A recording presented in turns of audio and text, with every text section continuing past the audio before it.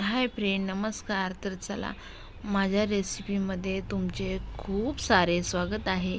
तर चला, तुम्ही बघू शकता तर इतकं छान मस्त मी भाजी बनवलेली आहे. सोपी आणि साधी आहे. तर चला, मी इथं ना एक मोठा बटाटा घेतलेला आहे, सिलून मस्त स्वच्छ धुवून, आणि लसूण घेतलेला आहे आणि वाटाण्याच्या शेंगा सोलून घेतलेल्या आहेत. इथं मसाला घेतलेला आहे, कोथिंबीर आणि ते घेतलेलं होतं. तुम्ही बघू शकता तर मस्त कस्तुरी मेथी, लाल मिरची पावडर, हळद आणि हे धनिया पावडर आणि कांदा लसूण मसाला, मीठ वगैरे. आणि हे ना थोडेसे मी ना शेंगदाण्याचा कूट घेतलेला आहे. तर शेंगदाण्याचा कूट आणि टॅमॅटो घेतलं बारीक कापून. तेल टाकलं, मी 3 पळ्या तेल टाकून घेतलेलं आहे. आमच्याकडे पळी मोठी आहे. आणि मस्त जिरा मोहरी टाकून दिलेली आहे. त्यामध्ये टाकून दिले बघा लसण. लसण टाकला, लसण आपला फ्राय होत आहे. तर तुम्ही अद्रक लसणची पेस्ट टाकू शकता. तर आम्हाला अद्रक नव्हती आवडत, म्हणून जाडसर असा लसण टाकायचा, म्हणजे खूप छान भाजी लागते. तर चला, मस्तपैकी ते मसाले काढलेले होते, ते मसाले पूर्णपैकी ॲड केले आणि बटाटेही टाकून घेतलेले आहेत. म्हणजे याला ना सर्व अर्क उतरतो बटाट्याला, आणि बटाटा खूप छान लागतं भाजीत शिजल्यालं. तर चला, आपल्याला ना मस्तपैकी हे मी टॅमॅटो, कोथिंबीर आणि वाटाणे सोललेले शेंगाचे कारण तुम्हाला माहिती का, आपण आता नवीन शेंगा येतात बघा, आता थंडीचे दिवस आहे आणि अशी भाजी खूप छान लागते. सकाळी सकाळी खूप भूक लागते, काय भाजी बनवायची हे टेन्शन असतं. तर चला, खूप साधी आणि सोपी भाजी आहे.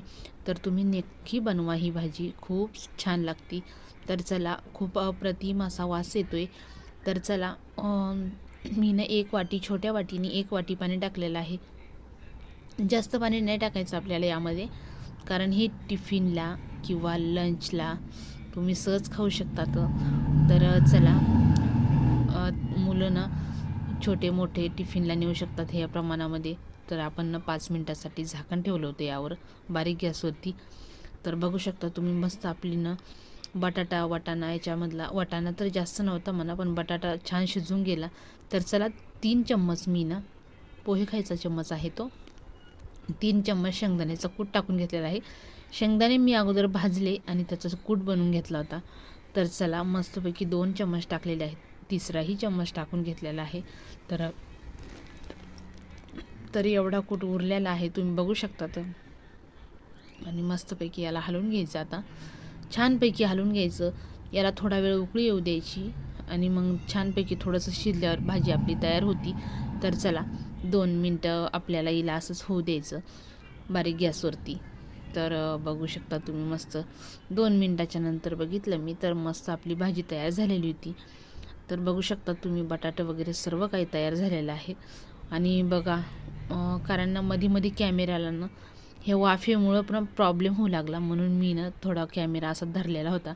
तर तुम्ही बघू शकता, तर चमचमीत अशी खूप खमंग अशी भाजी तयार झालेली आहे. तर बघा तुम्ही, खूप छान भाजी होती. नक्की ट्राय करा आणि माझ्या चॅनलला लाईक करा, सबस्क्राईब करा, आणि तुमच्या सपोर्टनं मला असंच समोर न्या, आणि माझ्या रेसिपी अशाच रोज बघत राहा आणि रोज करून खा. तर चला, परत मी नवीन काहीतरी घेऊन येणार आहे.